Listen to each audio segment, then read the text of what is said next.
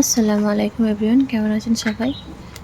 তো আমি অনেক লেট করে ছাড়ছি আমার এই ভিডিওগুলো, কারণ একটু লেজি হয়ে গেছিলাম আর ভিডিও এডিট করাই হচ্ছিল না। তো রমজান এখন আমি শেষ করতে পারিনি, দেখছেন তো। রমজানে অনেক কিছুই রেসিপি দেখেছি, কিছু রেসিপি রিপিট করেছি, সেই জন্য সেগুলো দেখায়নি। তো আজ বানাবো একটা মিষ্টি রেসিপি। তো এটা দেখতে পাচ্ছেন, এটা আমি খোয়া নিয়ে নিয়েছি। তো প্রথমে এটা বানানোর জন্য আমার খোয়া লাগবে একটু। তো খোয়াটাকে আমি ভালোভাবে একটু গ্রেট করে নেব। এই যে খোয়াটাকে গ্রেট করে নিচ্ছি। আর আমি বানাবো হলো মালপোয়া। তো মালপোয়া মোটামুটি আপনারা সবাই খেয়েছেন। আর তখন তো মানে রোজার সময় একটু দেখবেন হালকা ফুলকা মিষ্টি জিনিস খেতে ভালো লাগে। তো এটা খোয়া দিয়ে বানালে খুবই টেস্টি হয়, আমি একটা ভিডিওতে দেখেছিলাম। তারপরে ভাবলাম কেন না আমিও বানাই একটা। তো আমি বানাতে লাগলাম। আর এমনিতেও রোজা মাসে মিষ্টি অতটা পছন্দ করি না, তো হালকা মিষ্টি দিয়ে একটু এটা বানানোর চেষ্টা আর কি। আর এমনিতেও আমাদের শবে কদর চলছিল, তো চেষ্টা করেছি প্রতিটা শবে কদরে স্পেশাল কিছু, মানে শবে কদরের রাত হিসাবে স্পেশাল কিছু বানাতে।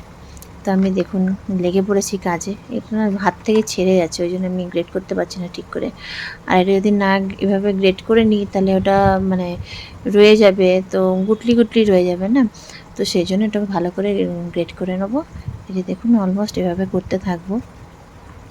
আর হ্যাঁ, আমি আমার বাকি ভিডিওগুলো খুব তাড়াতাড়ি দেবো, কারণ আমার বহু ভিডিও এখনও দেওয়া আছে। আমি প্রচণ্ড মানে কুঁড়ে মানুষ বলতে পারেন, যে কিছু দিচ্ছি না, মানে নিজে একদমই মনে হয় যে টাইম পাচ্ছি না, টাইম থাকলেও মনে হয় টাইম নেই। এডিট করা বহু মহা সমস্যা একটা মনে হয় আমার কাছে। তো এইভাবে আমি দেখুন একদম কচ্ছপের গতিতে করছি, যেন আর করতে ইচ্ছা করছে না, খুব এটা বিরক্তিকর কাজ লেগে যাচ্ছে, হচ্ছেই না।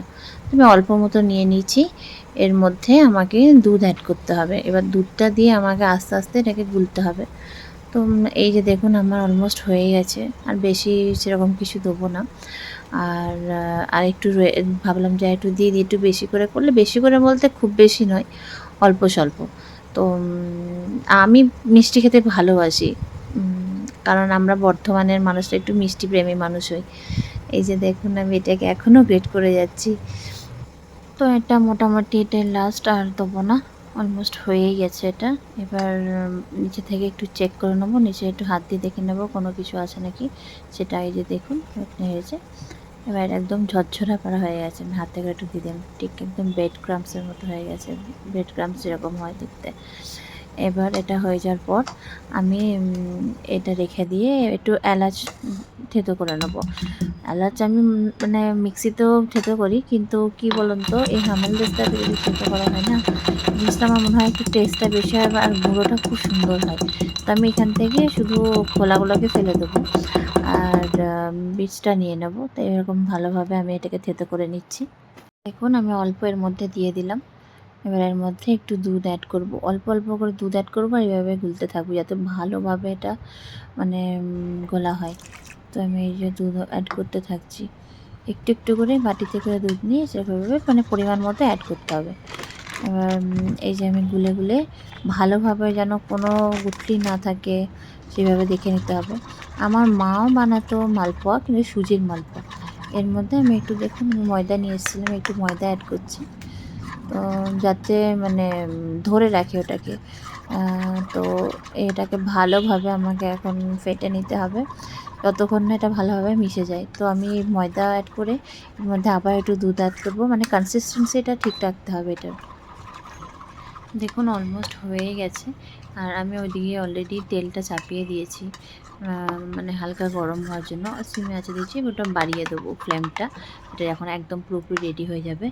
তো এর মধ্যে আরেকটু আমি দুধ অ্যাড করব, যেটা বললাম যে বেশি মোটা হলেও হবে না, মানে কনসিস্টেন্সিটা বেশি থিক হলেও হবে না, বেশি থিন হলেও হবে না, একদম নর্মাল মাঝামাঝি একটা মিডিয়াম রেঞ্জে হতে হবে। তো দেখুন এটা আমার মনে হচ্ছে একটু পাতলা হয়ে গেছে। এর মধ্যে আমি একটু ময়দা দিয়ে দেবো, ময়দা দিয়ে এটাকে ঠিকঠাকভাবে করে নেব। আর ওই যে আমার মায়ের যে বলছিলাম সুজির মালপোয়া বানানো, ওটাতে মা কী করতো, মৌরি দিত। তো মৌরিটা যখন আমি মালপোয়াটা খেতাম, মৌরির ওই টেস্টটা মানে আসতো, মানে মুখে পড়তো মৌরিটা, তো খেতে দারুণ লাগতো। তো সেই জন্য আমিও এর মধ্যে একটু মৌরি অ্যাড করে নেবো, দিলে একটু বেশ ভালো লাগে খেতে। তো দেখুন এটা অলমোস্ট হয়েই গেছে, আমার মনে হচ্ছে হ্যাঁ হয়েই গেছে অলমোস্ট। তো এর মধ্যে এবার আমি মৌরিটা অ্যাড করে দেবো। আর আপনারা এটা অবশ্যই কিন্তু বানাবেন, আমি এটা শেয়ার করছি আপনাদের সাথে, খুব ইজি রেসিপি। বাড়িতে বানিয়ে একদিন দেখবেন, খুব ভালো লাগবে খেতে। তো এই যে দেখুন আমি মৌরিটা দিয়ে আরেকটু ফেটে নিলাম, দেখছেন এবার কেমন হয়ে গেছে কনসিস্টেন্সিটা। তো এটা হয়ে গেছে, আমি অলরেডি তেলও ঠিক করে নিয়েছি, তেল আমার রেডি অলমোস্ট। এবার এটাকে আরেকটু ফেটে নিয়ে একটু কিছুক্ষণের জন্য রেখে এবার তেলে ধোবো আমি। তো এই যে দিয়ে দিলাম তেলে। আর পাশে কিন্তু আমি মিষ্টির যেটা চিনির শিরা রেডি করে নিয়েছি, কারণ এগুলো হয়ে যাওয়ার পরে আমি শিরাতে এগুলোকে ডিপ করব, যাতে এর মধ্যে আমি মানে চিনি তো পড়েনি এটার মধ্যে, তো ওর মধ্যে যেন হালকা মিষ্টি ঢোকে। তো এইভাবে এগুলোকে দেখুন ব্রাউন ব্রাউন হয়ে গেছে, একটু হালকা লেগে যাচ্ছিলো, যেহেতু আমি অনেক মানে প্রচুর তেলে ডিপ করিনি, মানে ডিপ ফ্রাই করিনি এগুলোকে। যদি যেরকম দোকানে করে একদম অনেক তেল দিয়ে সেটা করলে কিন্তু এটা লাগতো না। তো দেখুন আমি এগুলোকে আস্তে আস্তে এই চিনি শিরাতে দিয়ে দিচ্ছি, আর বাকিগুলো আমি তৈরি করে নেব। তো দেখুন কি সুন্দর কালার এসছে না, ব্রাউন ব্রাউন, এর বেশ সুন্দর লাগছে দেখতে, ব্রাউন বলতে লালচে লালচে, খুব সুন্দর কালারটা এসছে। তো এগুলোকে সবের মধ্যে আমি দিয়ে দেবো। আমি কিন্তু ওই মিষ্টির চিনির শিরাটাতেও এলাচ দিয়ে রেখেছি, এগুলো হচ্ছে, বাকিগুলো হয়ে যাচ্ছে। একটু এভাবে তেলটা এদিক ওদিক দিয়ে দেবো যাতে একটু ফোলে।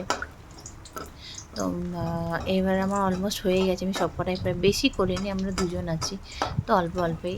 তো আর পরে এইভাবে এগুলোকে হয়ে আমি গেল। তুলে আমি চিনি এবারে শিরা থেকে এটাকেও ওর মধ্যে এটা দিয়ে বলে দেবো, তুলে নিয়ে ফ্রিজে রেখে দেবো, কারণ ফ্রিজে রাখলে চিনিটা মিষ্টিটা একটু ভালোভাবে ওর মধ্যে বসবে। আর তারপরে ওটাকে আমি রাবড়ি দিয়ে ওটাকে পরিবেশন করব। তো আমার এই ভিডিও যদি আপনাদের ভালো লেগে থাকে অবশ্যই আমাকে লাইক শেয়ার আর কমেন্ট করে জানাবেন। তো আল্লাহ হাফেজ, টাটা, আবার দেখা হবে না একটা ব্লগ।